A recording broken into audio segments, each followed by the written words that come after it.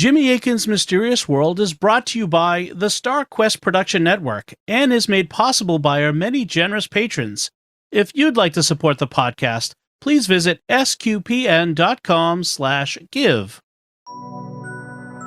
You're listening to episode 336 of Jimmy Akin's Mysterious World, where we look at mysteries from the twin perspectives of faith and reason. In this episode, Jimmy will be answering more of listeners' weird questions. I'm Dom Bettinelli, and joining me today is Jimmy Akin. Hey, Jimmy. Howdy, Dom. So, Jimmy, some listeners may be surprised by the topic of this week's episode because it's not what we originally planned it to be. Why has there been a topic change? Well, there's a couple of reasons. First, today is November 1st, and that's so close to Halloween that I originally thought about making it a Halloween Weird Question show. In fact, I had 2 hours of Halloween Weird Questions, so I could have covered both last Friday and this Friday. That wasn't the original plan, but two factors intervened. First, things have been so busy for me that I've been behind on getting scripts done. And second, last month, the Vatican finally dropped its report on Medjugorje. Now, people have been writing in for years wanting me to cover Medjugorje, and so I wanted to stop everything and get that on the air as quickly as possible.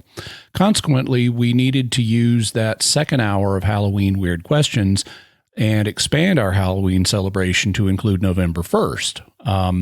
The next 3 weeks, though, are going to be devoted to Medjugorje. For only the second time in Mysterious World history, we'll be doing a three-parter. Next week, we'll look at the history of the apparitions. The week after that will be devoted to the church's investigations of Medjugorje, including its recent judgment. And the week after that will be my own analysis of Medjugorje and whether it's supernatural. This means that our episode on exorcism, which was originally scheduled for this week, will be airing in December instead. So it's still coming. I already have the script for it. It'll just be in December. Very good. And so, Jimmy, what topics are you going to be answering questions about today? Today, we're going to be talking about things like, do you need to baptize Frankenstein's monster?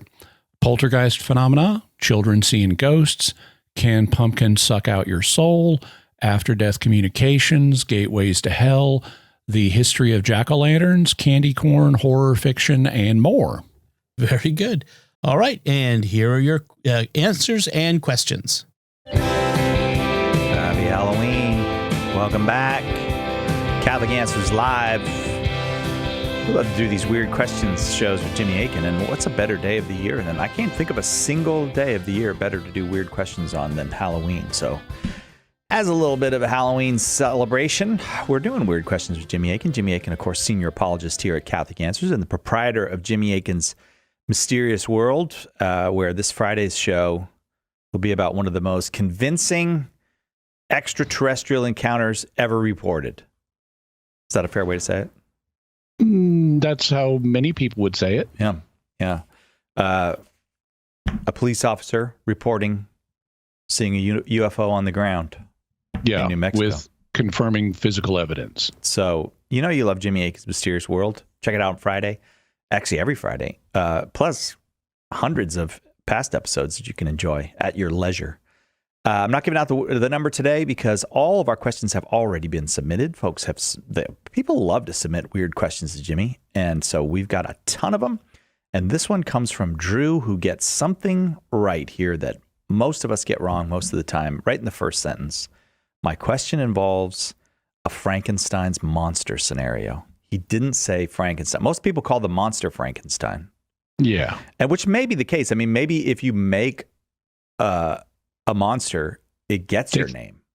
It certainly can. Yeah. If people want to call it that, then fine.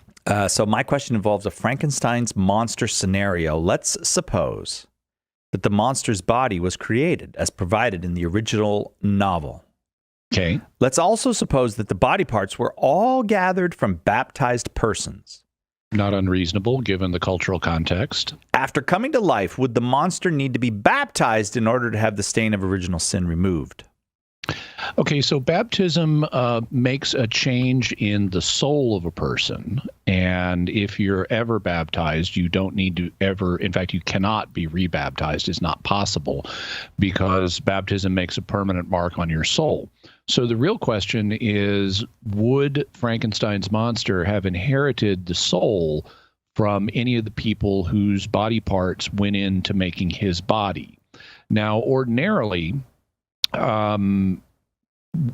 do transfusions today. We take one person's blood and put it in another person.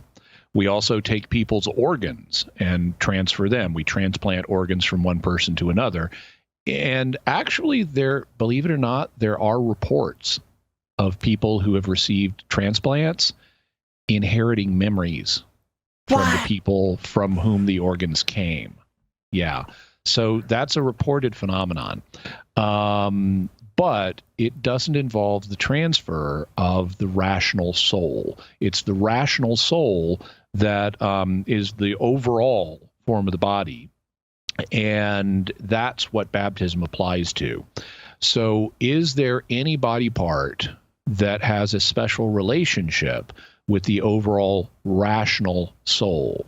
The word reason may be a clue there, because the faculty of reason in human beings is associated with our central nervous system and specifically our brain. And so you could propose that by transplanting the brain of a baptized person and then reanimating the brain, that it's really the same person. All you've really done is a brain transplant, and with the brain temporarily being offline. Now you'd have to do it very quickly because of brain damage, but the longer a brain stays without oxygen from blood, the more damage is done, the more it breaks down. But hypothetically, you could propose that, okay, really all we've done here is a brain transplant. And if you do a brain transplant and you've revived the person from cardiac arrest and they're having their normal mental function, or even part of their normal mental function, you could say, yeah, this is the same person. And so, if that person was baptized before you transplanted their brain, then you would not need to baptize them again.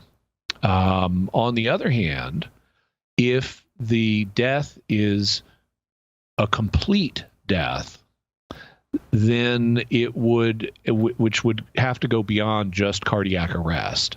But if the brain has really totally died, then, well, really there wouldn't be a way to revive it. Or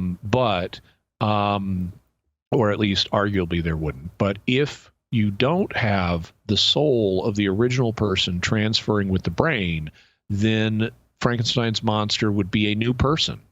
He would have a new soul because he is alive, and that means he's got a soul. And if he is a rational being, even if he's brain damaged, if he's a rational being, then he's got a rational soul, and he would not have inherited sanctifying grace from the body parts he was made of.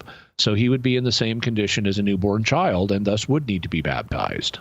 All right. Thank you very much for the Frankenstein's monster question. Let's see, where am I here? By the way, it's Weird Questions with Jimmy Akin today for Halloween. If you're just joining us, hope you're having a happy Halloween. And I think we'll go to Edwin's question. Edwin has a series of questions that seem quite specific to his house. Edwin asks, why do things fly off the shelves by themselves? Why do we hear heavy footsteps on our ceiling when we only have a one-story house?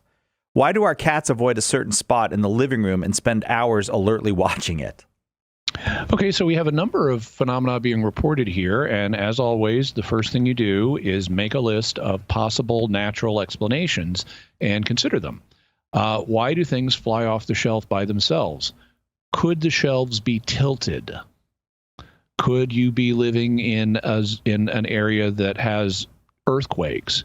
Could there be some mechanical system in your house that causes vibrations and causes the objects to vibrate to the edge and then fall off of the shelf? So those would be things you'd want to consider. Why might one hear heavy footsteps on a ceiling in a one-story house? Well, maybe it is the sound of wood adjusting to temperature changes. Mm-hmm. Or maybe you've got a burglar or someone else up on your roof or in your attic, or maybe it's an animal, because people do get animals in their attics, and sometimes sizable ones like possums. I know of cases where haunted houses have been investigated, and it turns out it was a possum in the attic. So they can make noises, they can knock stuff over. It could even sound like footsteps. Why do cats avoid a certain spot in the living room and spend hours alertly watching it? Well, because they're cats. The real question is, why do you have cats, Edwin? No. Sorry, that was rude. I apologize, Edwin. So those would be some natural explanations. But if those things aren't true, then there could be something more going on here. In terms of things flying off shelves, now that's classified as poltergeist activity. And poltergeists can, at least this is the claim, they can be caused by spirits, so like a ghost. I mean, that's what poltergeist means in German. Polter means noisy or rattling, and geist means ghost. So a poltergeist etymologically is a noisy ghost. And there have been reports of spirits that, cause disturbances, like things coming off of shelves and smashing into other things. That actually, though, is not the major theory these days of what poltergeists are. It is thought by many parapsychologists that spirits can and sometimes do produce poltergeist activity, but it is more commonly understood that the poltergeist is the manifestation of a living person, and that what's happening is a living person, without realizing it, has stress and frustrations that they're dealing with, and it causes a natural psychokinetic ability to activate and act itself out as a way of dealing with the frustrations that they're experiencing. And so, and the reason that the theory ended up being proposed is because there usually seems to be a single person who is at the scene of the poltergeist activity who is under a lot of stress, and frequently as a young person, because, being a young person can be a very stressful time of life. And the activity seems to center on that person. But they've eliminated the possibility that the person is causing it normally. And so the proposal was, well, then it is this person who's causing it, but they're causing it paranormally. And so poltergeist activity is commonly believed, at least in the majority of cases these days, to be the result of a living agent, a living person who is dealing with stress, and it's causing a latent psychokinetic ability to manifest in a kind of uncontrolled way. The same thing actually could be responsible for hearing footsteps on the ceiling. That's another way that psychokinetic or mind over matter abilities could manifest. And in terms of cats staring at a certain place, well, A, cats, and B, there could be some unseen presence. I mean, sometimes ghosts are associated with poltergeists, and the cats could be picking up on something that's not presumably mentally picking up on it, but they could be picking up on something that's not visible to human senses, and it could be paranormal, though knowing cats, it also could just be normal. Edwin, thank you very much. I'm sure your cats are lovely. It's time to take a break. However, we will be right back with more weird Halloween questions for Jimmy Akin on Catholic Answers Live. Welcome back to a very special Halloween episode of Catholic Answers Live. It's Weird Questions for Jimmy Akin, a show we do somewhat regularly here on, when we have the opportunity, here on Catholic Answers, and we have particular fun with it at certain times of the year, one of them being Halloween. These are almost all questions having to do with monsters, ghosts, vampires, and the like. So it's weird Halloween questions for Jimmy Akin. Jimmy, this one comes from Kelly. Okay. Kelly says, I believe in ghosts, or whatever it is that we call ghosts, because my daughter has seen them when she was younger and scared us all. What did she see? If ghosts are real, what are they? Why would someone be able to see them? Okay, so I guess there are a couple of ways to approach this. The first one is in terms of what your daughter saw. Well, I don't know because I haven't investigated the case, and so I haven't, looked at the alternative natural explanations for what she might have seen. There are natural explanations for a lot of ghost reports. Sometimes when you hear a knocking, it's just an air bubble in the water pipes, or sometimes when you think you see something, well, it might be in low lighting conditions, and it could be a floater, or it could be an illusion caused by the darkness, or any number of other things. So I don't know in your daughter's case, but if you eliminate the natural explanations, then what a ghost would be a departed human spirit. And departed human spirits are real, and historically, the Christian faith has recognized that departed human spirits can interact with the living, and not just the saints. I mean, we're familiar with things like Fatima, where the Virgin Mary appeared to children, and other saints have appeared to people. But it's not restricted to that, at least according to classic theologians like Thomas Aquinas.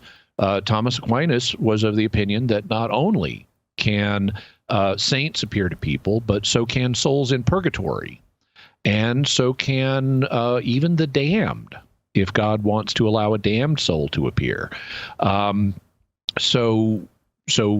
But that's basically what a ghost would be. It would be a departed human spirit that is in some way manifesting. There is an additional and also I should say, I was going to mention, this is something that has not been controversial. The appearance of ghosts has not been controversial in Catholic circles throughout Catholic history. The idea that departed human spirits don't appear is an idea that was introduced with the Protestant Reformation. And if you study the history of ghostology, you find that, before the Reformation, everybody is on board in the Christian world with ghosts appearing, and there are regular accounts of it, and, people can study them and so forth. But then along comes the Protestant Reformation. Protestants don't like the idea of praying to the saints. They don't want us to have any contact with the saints. They don't like the concept of purgatory. They don't want purgatorial souls manifesting and asking for prayers. And so come the Protestant Reformation, in Protestant circles, this does not happen. We don't have private revelations because we want sola scriptura. We don't have purgatorial ghosts, so we don't have the saints appearing. We don't want purgatorial ghosts appearing and asking for prayers because we don't like purgatory. And that means the only thing that could ever appear would be a demon. Oh, I see. I hadn't thought about the logic of that. Yeah. Okay. Yeah. And even then, they don't want to say too many demons are appearing. So the Protestantism became very dismissive of the idea of ghosts, even though it had been a historical part of Christian culture and Jewish culture. You look in the Gospels, when the disciples see Jesus walking on the water, they think it's a ghost. And he shows he's not. And then when they see him resurrected, they think it's a ghost. And he says, handle me, feel me. A ghost, a spirit, has not flesh and bones as you can see that I have. He doesn't say, guys, there's no such thing as ghosts. Yeah, right. He says, ghosts don't have flesh and bones, and I do, so I'm not a ghost. So this is actually part of the biblical worldview. But in Protestant circles, it got dissed.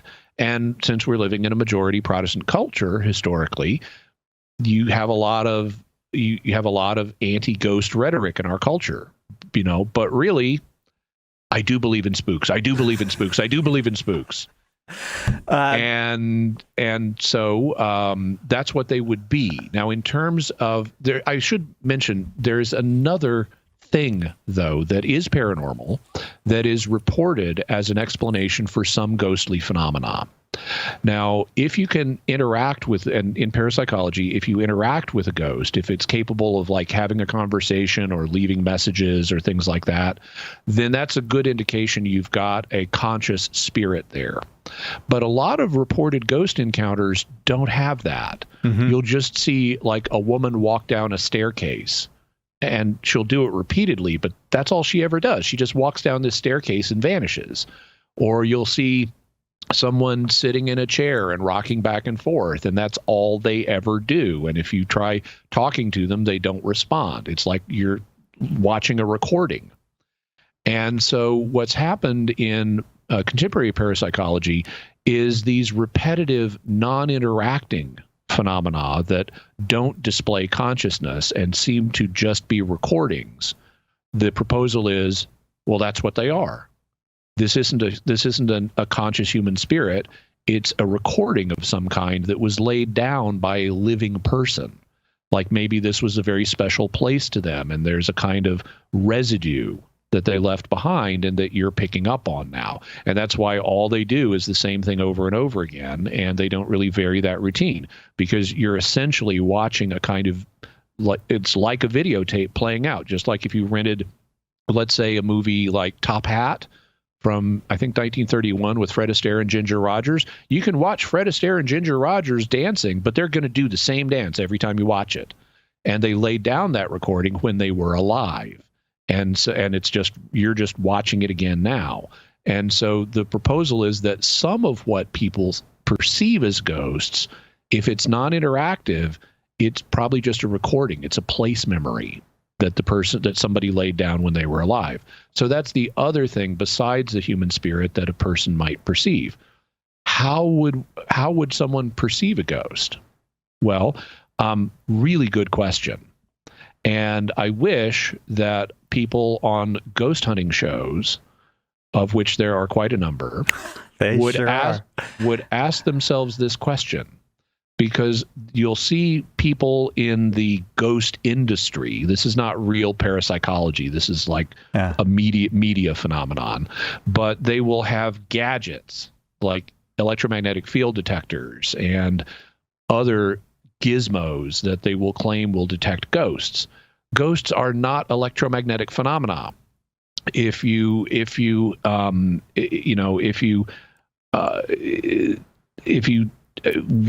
they were, we would be able to detect them regularly. We'd be able to detect them leaving people's bodies when they die. There would be electromagnetic energy that would leave the person's body, and we could watch it. Good point. And so these devices are not themselves intrinsically capable of picking up a ghost, and you're misleading your viewers when you pretend that they are. I'm not saying ghosts couldn't influence the devices, but that's different than saying the device can just detect them. Yeah. Also, there's scams in this. I'm aware of a alleged ghost detector that's really a cat toy that has been rebranded and sold as a ghost detector when it's just a little ball. Again. Yeah. They're messing with us. Little ball for cats to play with, and it lights up. Well, it gets sold as a ghost detector. And a lot of the junk you see on Amazon is like that. But how would someone really perceive a ghost or a haunting? Because that's what the recording is called. It's called a haunting if it's a recording. Well, mentally. So this would be some kind of telepathy. It would be a form of mind-to-mind contact in the case of an apparition where you're talking to a departed human spirit. They don't have a voice. They're not literally moving the air.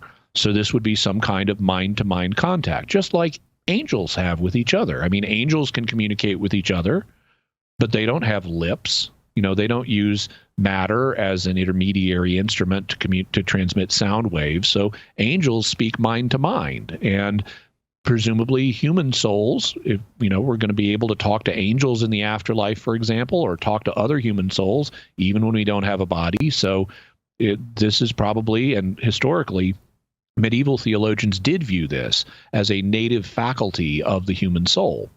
And so it would be some kind of mental perception. It may not be distinguishable from a physical perception. It may be vivid enough that you don't recognize this is just happening in my mind. And there are lots of reports where people see a ghost and don't realize it's a ghost until it, say, vanishes all of a sudden. So you could have, at least according to the literature, you could have a fully realistic impression of a ghost and think it's coming through your physical eyes, but it's really a mental perception, either transmitted by the ghost or your own abilities. And that also, your own abilities potentially would allow you to pick up on a recording and see a haunting. So it would be some kind of mental perception. But I hope that's a helpful answer. Kelly, thank you very much for that series of questions. Most of the questions have been kind of theoretical today, and I appreciate occasionally getting a good practical question in. And I know that I appreciate Mr. Michael, who sent the following question, which is just practical. It's about something you really need to know, and I'm looking forward to finding out the answer to it. If you lean too close when you're blowing out your jack-o'-lantern, can the pumpkin suck out your soul? And see, this is the kind of stuff, this is not just like, oh, pie in the sky. This is stuff that if I know the answer to this is going to be helpful to me. So thank you, Mr. Michael. Yeah, so the jack-o'-lantern itself, the pumpkin cannot suck out your soul. The pumpkin is a vegetable. There you go. And vegetables don't have the ability to suck souls, except perhaps in Invasion of the Body Snatchers. Another Halloween-themed movie. But you can burn your hair if you get too close, so don't get too close. But cats can suck out your soul. Am I wrong about that? Or there is evidence to that effect. Okay, very good. Mr. Michael, thank you very much for finally asking a practical question. Jimmy Akin is our guest. All of the questions are... Go ahead. You want to say something? Well, actually, I was going to say, for people who may not be aware, that thing about cats stealing your soul or taking your soul or sucking your soul, that's based on a real phenomenon. Because you had sudden infant death syndrome. And in the past, people would think the cat has stolen the baby's breath. Oh, because cats love to smell baby's breath. I mean, it's very sweet to them. And babies are warm, and they want to sit on them and be around them, and they don't move a whole lot. And so the cat's around the baby accidentally dies. Oh! Correlation equals causation. It's the cat that did it. All right, now I feel bad for the cats. They've been blamed, and it wasn't even their fault. And it's not the jack-o'-lantern's fault. We'll be right back with more weird Halloween questions for Jimmy Akin and some stuff that's really useful that could be helpful to you right after this. Catholic Answers Live. We'd like to take a moment to thank our patrons who make this show possible, including Rob L., Tony L., Gerardo E., Greg C., and Wesley B. Their generous donations at sqpn.com/give make it possible for us to continue Jimmy Akin's Mysterious World and all the shows at StarQuest. And you can join them by visiting sqpn.com/give. Jimmy Akin's Mysterious World is also brought to you by DeliverContacts.com, offering top brand contact lenses at always low prices with free delivery. Visit DeliverContacts.com. And by the debut novel Pilgrims by M.R. Leonard, Alien Invasion, the Catholic Church, and a failed Latin teacher. Pilgrims is inspired by Augustine's Confessions and tells the story of a washed-up Latin teacher who gets thrust into the center of humanity's first contact with extraterrestrials who land at the Vatican and claim to be Catholic. Mysterious World fans who enjoy compelling science fiction from a Catholic point of view can find Pilgrims wherever books are sold and at mrleonardauthor.com. And for those who enjoy audiobooks, Pilgrims is also available as a full multicast production.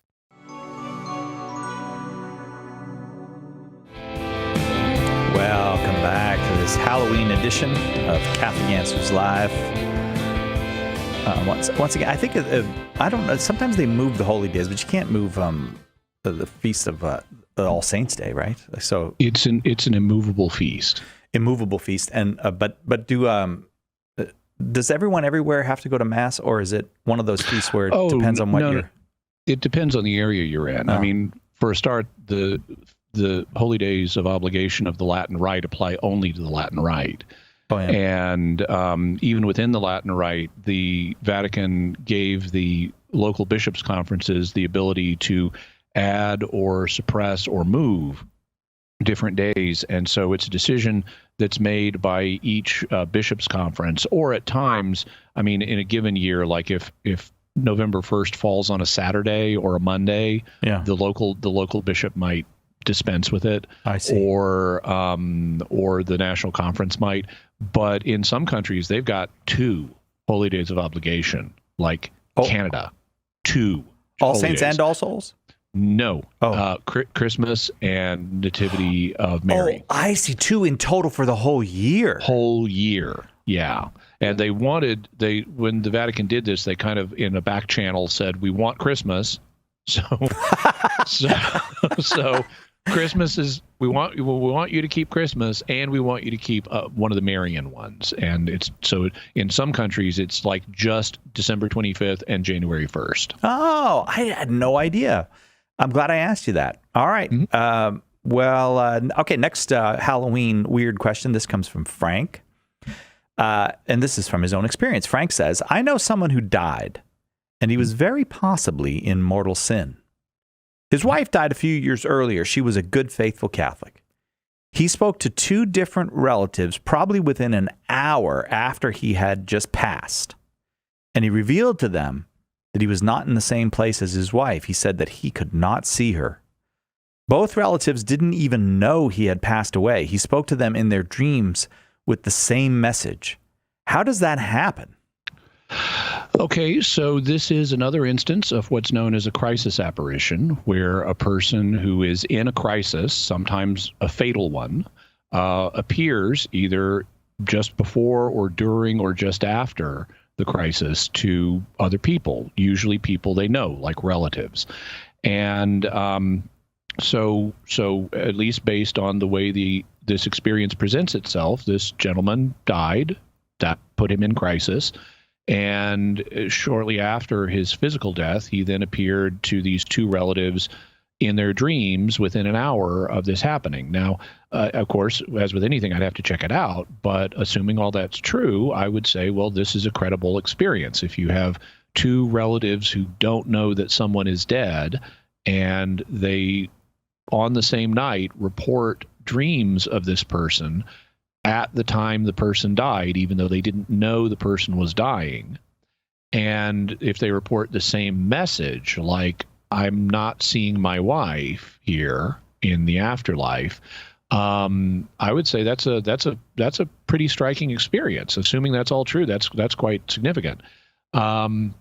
So what might we explain? How might we explain him not seeing his wife? Well, I think the explanation that Frank is wondering about is, does that mean he's in hell and his wife is in heaven? Because he said the wife was a good, faithful Catholic and the husband was very possibly in mortal sin. So maybe he went to hell, maybe she went to heaven. Well, that's a possibility. I can't rule that out. On the other hand, I see other possibilities as well. While Thomas Aquinas was of the opinion that God could allow the damned to appear to the living, it was only like for a special reason, like to scare them back onto the straight and narrow or something like that, a warning of what could happen. But at least based on what you've said here, it doesn't particularly sound like that. And so I would be inclined to explore a couple of additional possibilities for where this gentleman might be and why he couldn't see his wife. One is maybe she's in heaven and he's in purgatory, and that's why he doesn't see her. Or the afterlife's a big place. I mean, if I go to a shopping mall, like suppose I'm married, and I go to a shopping mall where I know my wife is, the minute I walk into the shopping mall, that doesn't mean I'm guaranteed to see my wife. She could be mixed in the crowd or in another store, another part. She could be in the food court, and I could be in Dillard's or who knows what. So as Jesus says, there are many mansions in my Father's house, and we're not guaranteed to see our loved ones the instant we get there. So that might have been part of his experience as well. He was looking forward to seeing his wife. He gets there. He doesn't see her immediately. It's of concern to him or something, but he at least reports it to living relatives in their dreams. Frank, thank you very much. I hope that was helpful to you. We continue with more weird questions for the holiday. It's kind of a holiday for. It is a holiday. Yeah, for. I was just thinking you don't really get the day off for it, which you should. I mean, I'm all in favor. More days off. You know me. I'm always advocating more days off. But so this one, so it's weird questions for Halloween, and this one comes from Thomas. Is Father Amorth fake and/or just a product of the satanic panic? If he is fake, is he sincere in his beliefs, or is he some type of satanic panic grifter like Mike Warnke and Zachary King? I just want to say I don't know these people, so this is the question. In the case of Father Amorth, I still believe in exorcism, but Father Amorth's claims and documentaries make me think that he is not a good exorcist. So Father Gabriel Amorth was an exorcist of the Diocese of Rome, and he was a big self-promoter. And he wrote a number of books and did a lot of interviews and things like that. And he got billed by a lot of people as the Vatican's chief exorcist, which is not true. The Vatican does not have a chief exorcist. He did not work at the Vatican. He was a priest of the Diocese of Rome, and he was also an exorcist. But he gets billed as, the head exorcist over there. He has a gift for self-promotion. I'll give him that. He also made a lot of claims that are really problematic. He claimed to have performed tens and even over 100,000 exorcisms in remarkably short spaces of time in ways that wouldn't seem to comply with the usual approval process required for exorcisms. He also said other things like all Nazis were possessed. Okay, well, that's just not true. All Nazis were not possessed. So I would be very cautious around claims made by Father Amorth. He's no longer living. I don't have reason to put him in the same category as someone like Mike Warnke, who was an alleged satanic high priest that emerged and kind of had a ministry to evangelicals, but who has been proven to be a fraud. So I don't have evidence that Father Amorth was a fraud, but I do have evidence that Father Amorth made a lot of really sketchy claims, and people should not simply take whatever he says at face value. They need to be quite cautious. And if you'd like more information on that, the canon lawyer Edward in Peters wrote a review of one of Father Amorth's books, and hopefully we can have a link to it. But if you Google Edward Peters and Gabriel Amorth, the review should come up. Thanks very much, Thomas, for that question. Let's see. We'll go to Adam's question now. Could a gateway to hell exist, such as the legend of Stull, Kansas? So I'm not familiar with the legend of Stull, Kansas, but in terms of could a gateway to hell exist, it's going to depend on what you mean. Hell is a non-physical realm, and thus you can't literally have a gateway to something that's not a place. Gateways connect two different places, and if one of the places is not a place, if it's not a physical place, and you couldn't have a physical gateway to that place. On the other hand, if you just mean, could there be an area where there's a lot of activity by inhabitants of hell, like demons or damned souls? Well, sure, that can happen. If you have a house, for example, that is the technical term for it is not possession, but infestation.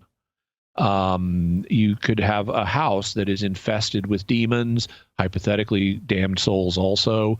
And so you could have a place that's infested with people from hell, and if you wanted to call that infested place a gateway, you could call it that. So I could see that happening. It also then would be possible to get rid of the gateway by doing the appropriate exorcistic rituals and getting rid of the problematic folks there. Adam, great question. Thank you. If there's going to be a gateway to hell, Kansas would shock me as the location, but yeah, you never know about these things. Also hear about a highway to hell, but I think that's different. I have heard about that. We're going to take the highway to a break right now. We'll be right back with more weird questions for Halloween with Jimmy Akin. Welcome back to Catholic Answers Live. For Halloween, we're doing Weird Questions with Jimmy Akin, which is the best thing you can do for Halloween. So, well, other than get free candy. I mean, I'm sorry, Jimmy. Love doing the show with you, but free candy. Okay, goodbye. Oh, wait, no. I need you for at least 20 more minutes.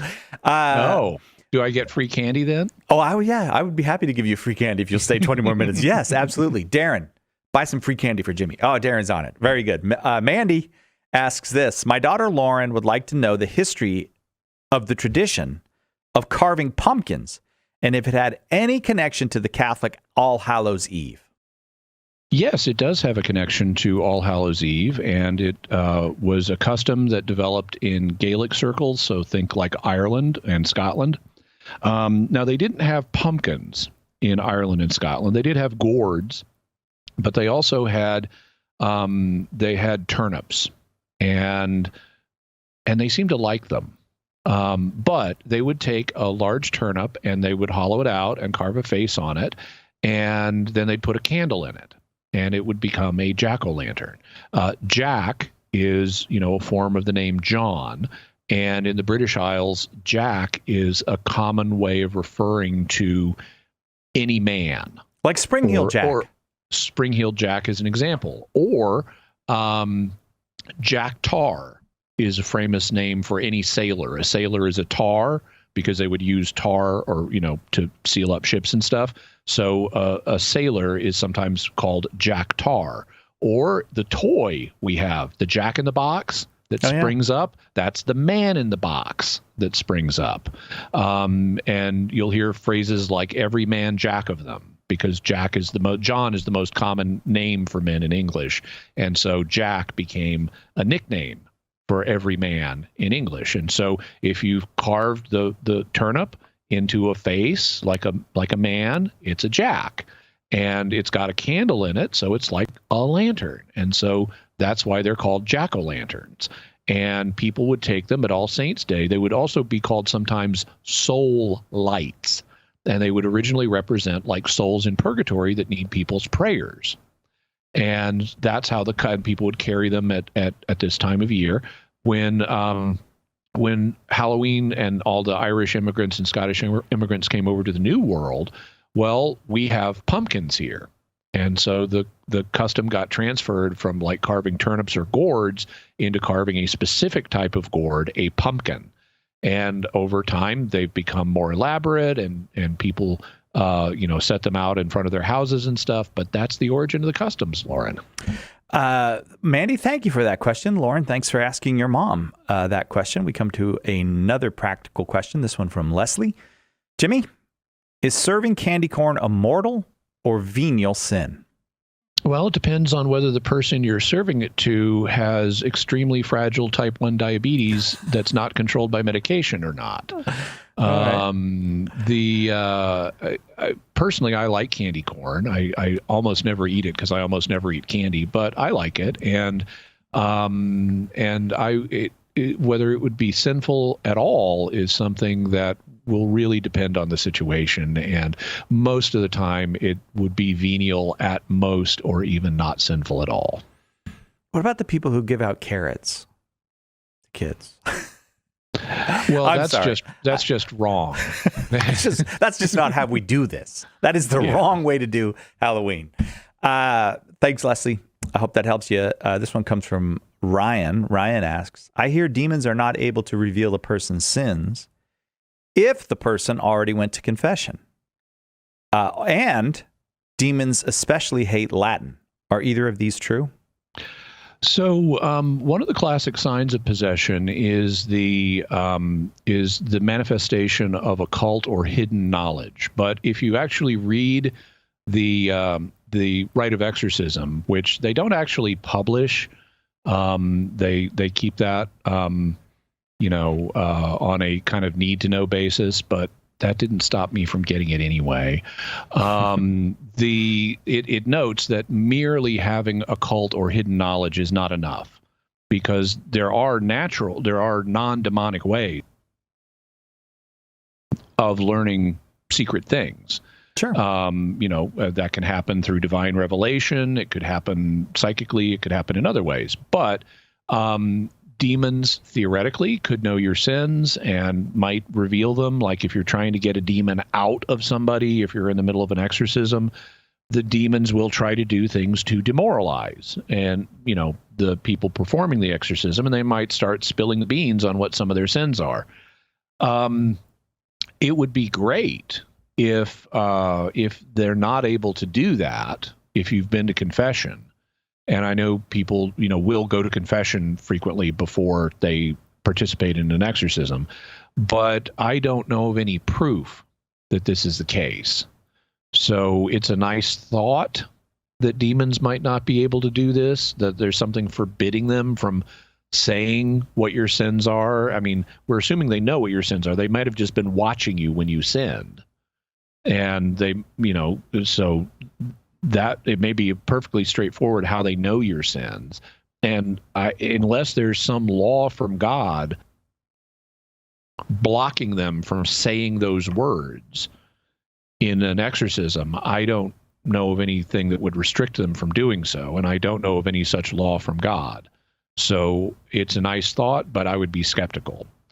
Do they especially hate Latin? Well, they don't have lips or ears, so they don't especially hate any human language. I would think, though, that if you're exorcising a demon and you're using Latin, it could have an additional effect on the demon, but not because of the Latin itself. It would be because of what the Latin means to you as a person. So if you have an exorcist and to him, Latin is associated with God and liturgy and things like that, and it has a special meaning for the exorcist or for other people participating in the exorcism, then that might add some extra heft to it. But it's not because of the Latin. Jesus exorcised demons in Aramaic. Others exorcised them in Greek. If you were, say, a Melkite Christian who has a Greek-speaking church that uses Greek in its liturgical language, then demons might respond better when you use Greek, because to you, Greek is a sacred language. And so I don't think it's going to be because of the nature of the language. Demons aren't really going to care. I mean, Latin wasn't even invented by Christians. It was invented by pagans. So it's not an intrinsic quality of the language that makes it have any special effect. I think it would be the beliefs of the people using the language about the language. If it makes them feel more confident and more in touch with God and sounds more authoritative to their ears, then it might have extra oomph, but it would be because of the people, not because of the language. Ryan, thank you very much for the question. We continue with weird questions for Halloween for Jimmy. And this one comes from Rob. Rob asks, Catholic apologist Matt Fradd does a horror podcast called Sibling Horror. I did not know that. Matt does a very fine Catholic podcast. But this must be a side hustle. He writes it with his sister. Very good. Okay, so cool. So Catholic apologist Matt Fradd does a horror podcast called Sibling Horror. It can get pretty spooky. My question is, can someone listening or writing such stuff put them in any danger of even an occasion of sin, since it could be entertaining thoughts and scenarios that could lead down a dark path? Or is that something that would change depending on the inclination of the specific individual? So I've heard some sibling horror. I've even consulted for Matt. I sometimes do plot consulting for friends because I have a mind that kind of analyzes plots and I can come up with ideas that they may want to use. The question as phrased is there any danger of even an occasion of sin? Well, when you put it that way, yeah, because there's always a danger of an occasion of sin, because our minds will generate temptations no matter what we're doing. Sitting quietly and praying in church can have a danger of an occasion of sin, because you might become tempted to think about bad stuff and endorse bad stuff with your will. So absolutely everything, because of human fallenness, has some danger of becoming an occasion of sin. But that's something that varies entirely from individual to to individual. And for most people, simply listening to something spooky is not going to cause them to commit sin. We are, in fact, wired to find, and this is part of God's plan, we are wired to find spooky stories entertaining. This is part of all drama and literature. In order to find literature interesting, there have to be stakes. There has to be something at risk. There has to be something at hazard. If you're watching something and there's no risk and no danger, there's no excitement, there's no interest in the story. And this has to go to the reason why we find stories interesting in the first place. It's a form of training. If you look at kittens and puppies, they will play fight. You know, it's fun for them. They want to bite and stuff and you know, bat at each other, and they will play fight. And the reason they do that is because it's training them for when they're adults and they may have to handle themselves in real fights. So they're not able to handle themselves in a real fight at this stage. So what they do is they're programmed to train themselves for real fights. They need to find it fun. That's why play fighting is fun, but it also needs to be safe. And so that's the essence of play. It's undertaking a dangerous activity in a safe way as a way of preparing yourself to deal with real dangers. And the same thing is like why humans play games as children, or why we like roller coasters. It's simulated danger, but it's really safe, and that makes it fun. And the same thing is true of horror stories and mystery stories, and really any story, but especially ones like, I mean, even Pride and Prejudice. You know, are these two people going to get together or not? Yeah. You know, that's the essence of drama, and horror fiction is simply a particularly acute form of it. But what God does is he's programmed us to find drama and scary things fun to enjoy in a simulated way, as a way of helping us process feelings and think about real dangerous situations that we may one day encounter in life, so that we'll have some background. It's like, I've never been in danger before. What am I supposed to do? I've never even thought about danger. Well, that's what horror fiction gets us ready for. I've never even thought about danger. Yeah, you're right. Yeah, all that stuff is. Yeah.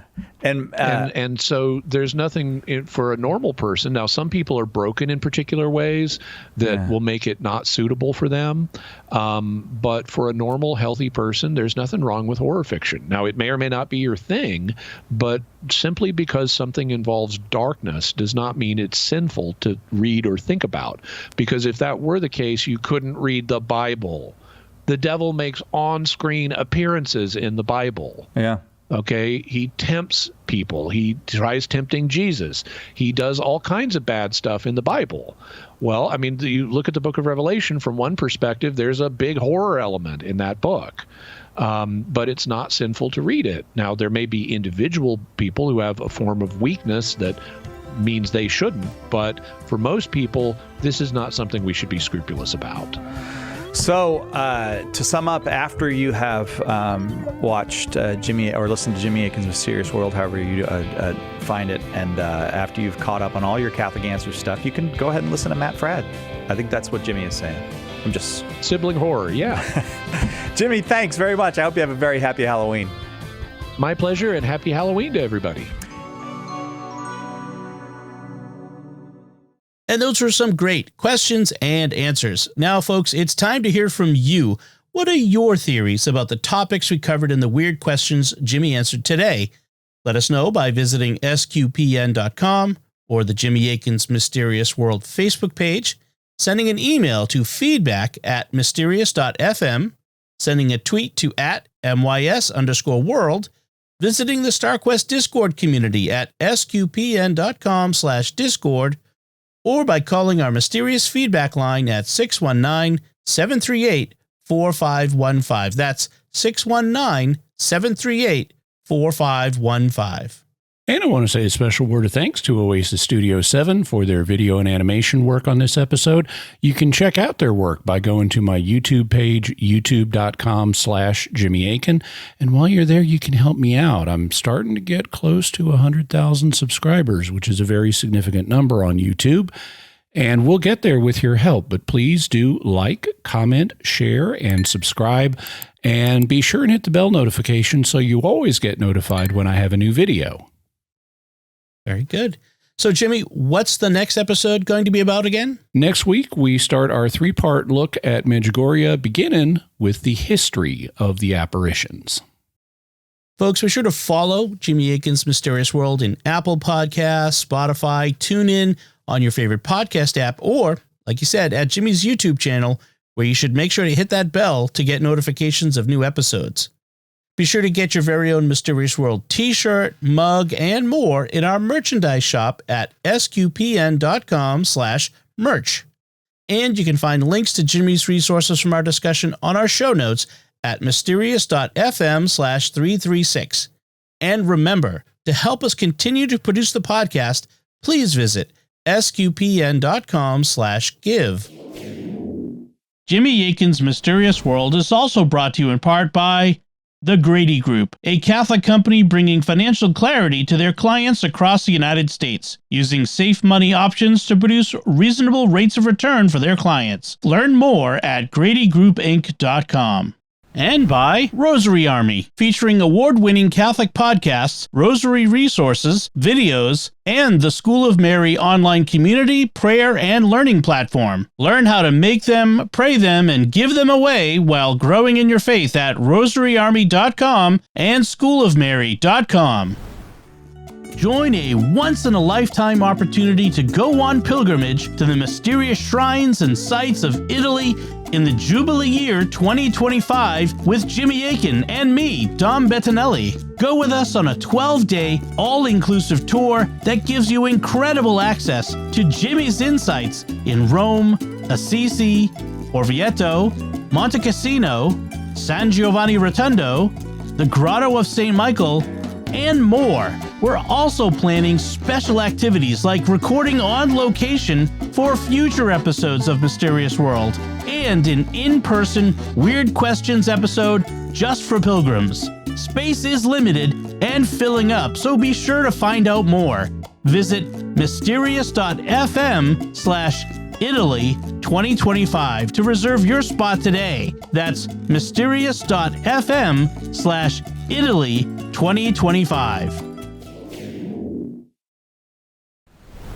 Until next time, Jimmy Akin, thank you for exploring with us our mysterious world.